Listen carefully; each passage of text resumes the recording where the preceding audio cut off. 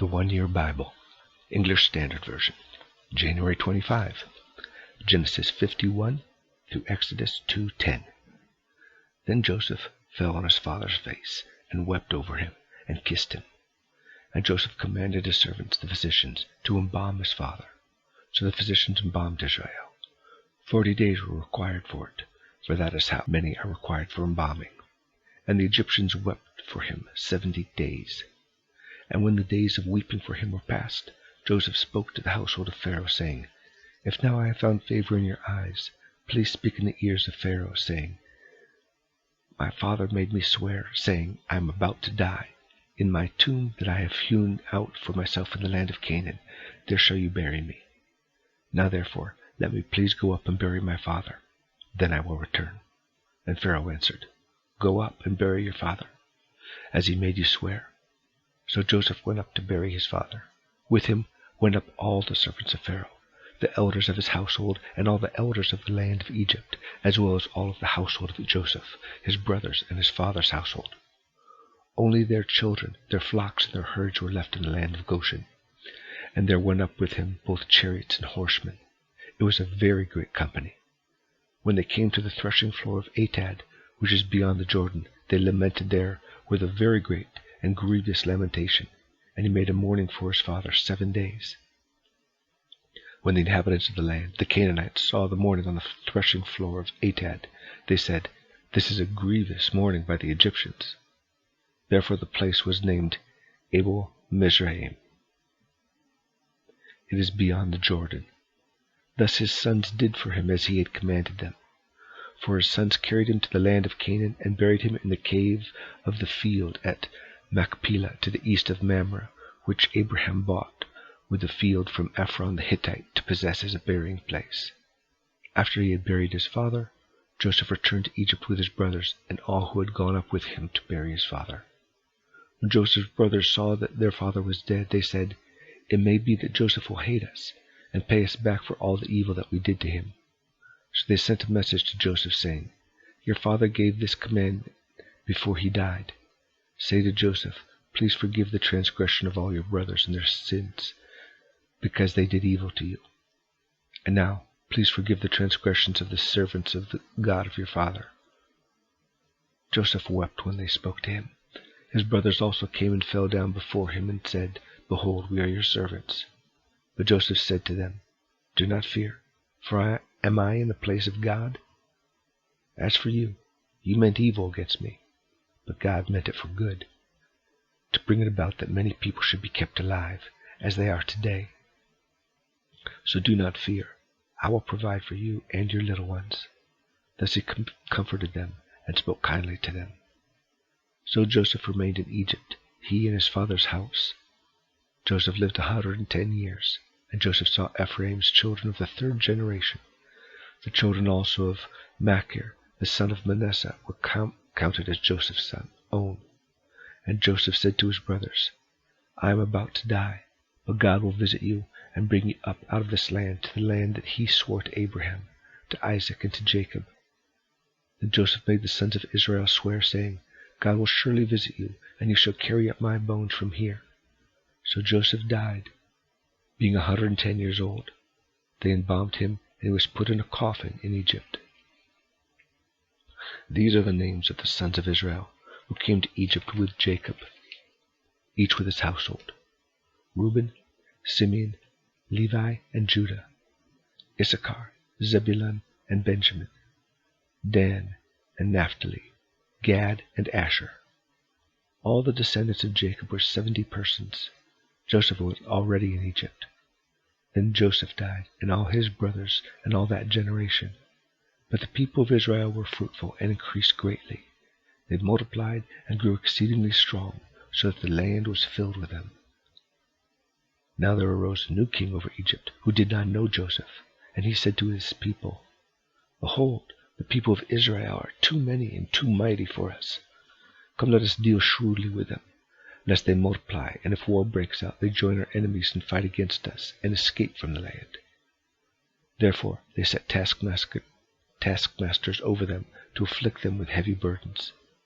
They built for Pharaoh store cities, Pithom and Ramses, But the more they were oppressed, the more they multiplied, and the more they spread abroad. And when the Egyptians were in dread of the people of Israel, so they ruthlessly made the people of Israel work as slaves, and made their lives bitter with hard service, in mortar and brick, and in all kinds of work in the field. In all their work they ruthlessly made them work as slaves. Then the king of Egypt said to the Hebrew midwives, one of whom was named Shiphrah and the other Puah, "When you serve as midwife to the Hebrew women, and see them on the birth stool, if it is a son, you shall kill him, but if it is a daughter, she shall live." But the midwives feared God, and did not do as the king of Egypt commanded them, but let the male children live. So the king of Egypt called the midwives and said to them, "Why have you done this, and let the male children live?" The midwives said to Pharaoh, Because the Hebrew women are not like the Egyptian women, for they are vigorous, and give birth before the midwife comes to them." So God dealt well with the midwives, and the people multiplied and grew very strong. And because the midwives feared God, he gave them families. Then Pharaoh commanded all his people, "Every son that is born to the Hebrews you shall cast into the Nile, but you shall let every daughter live." Now a man from the house of Levi went and took as his wife a Levite woman. The woman conceived and bore a son, and when she saw that he was a fine child, she hid him 3 months. When she could hide him no longer, she took for him a basket made of bulrushes, and daubed it with bitumen and pitch. She put the child in it and placed it among the reeds by the river bank. And his sister stood at a distance to know what would be done to him. Now the daughter of Pharaoh came down to bathe at the river, while her young women walked beside the river. She saw the basket among the reeds, and sent her servant woman, and she took it. When she opened it, she saw a child, and behold, the baby was crying. She took pity on him and said, "This is one of the Hebrews' children." Then his sister said to Pharaoh's daughter, "Shall I go and call you a nurse from the Hebrew women to nurse the child for you?" And Pharaoh's daughter said to her, "Go." So the girl went and called the child's mother. And Pharaoh's daughter said to her, "Take this child away and nurse him for me, and I will give you your wages." So the woman took the child and nursed him. When the child grew older, she brought him to Pharaoh's daughter, and he became her son. She named him Moses, because she said, "I drew him out of the water." Matthew 16:13 through 17:19. Now when Jesus came into the district of Caesarea Philippi, he asked his disciples, "Who do people say that the Son of Man is?" And they said, "Some say John the Baptist, others say Elijah, and others Jeremiah or one of the prophets." He said to them, "But who do you say that I am?" Simon Peter replied, "You are the Christ, the Son of the living God." And Jesus answered him, "Blessed are you, Simon Bar-Jonah, for flesh and blood has not revealed this to you, but my Father who is in heaven. And I tell you, you are Peter, and on this rock I will build my church, and the gates of hell shall not prevail against it. And I will give you the keys of the kingdom of heaven, and whatever you bind on earth shall be bound in heaven, and whatever you loose on earth shall be loosed in heaven." Then he strictly charged the disciples to tell no one that he was the Christ. From that time, Jesus began to show his disciples that he must go to Jerusalem and suffer many things from the elders and chief priests and scribes, and be killed, and on the third day be raised. And Peter took him aside and began to rebuke him, saying, "Far be it from you, Lord. This shall never happen to you." But he turned and said to Peter, "Get behind me, Satan. You are a hindrance to me, for you are not setting your mind on the things of God, but on the things of man." Then Jesus told his disciples, "If anyone would come after me, let him deny himself, and take up his cross and follow me. For whoever would save his life will lose it, but whoever loses his life for my sake will find it. For what will it profit a man if he gains the whole world and forfeits his soul? Or what shall a man give in return for his soul? For the Son of Man is going to come with his angels in the glory of his Father, and then he will repay each person according to what he has done. Truly I say to you, there are some standing here who will not taste death until they see the Son of Man coming in his kingdom." And after 6 days Jesus took with him Peter and James and John his brother, and led them up a high mountain by themselves. And he was transfigured before them, and his face shone like the sun, and his clothes became white as light. And behold, there appeared to them Moses and Elijah, talking with them. And Peter said to Jesus, Lord, it is good that we are here. If you wish, I will make 3 tents there, one for you, one for Moses, and one for Elijah. He was still speaking when, behold, a bright cloud overshadowed them, and a voice from the cloud said, This is my beloved Son, with whom I am well pleased. Listen to him. When the disciples heard this, they fell on their faces and were terrified. But Jesus came and touched them, saying, Rise and have no fear. And when they lifted up their eyes, they saw no one but Jesus only. And as they were coming down the mountain, Jesus commanded them, Tell no one the vision until the Son of Man is raised from the dead. Psalm 21, verses 1 through 13. To the choir master, a psalm of David.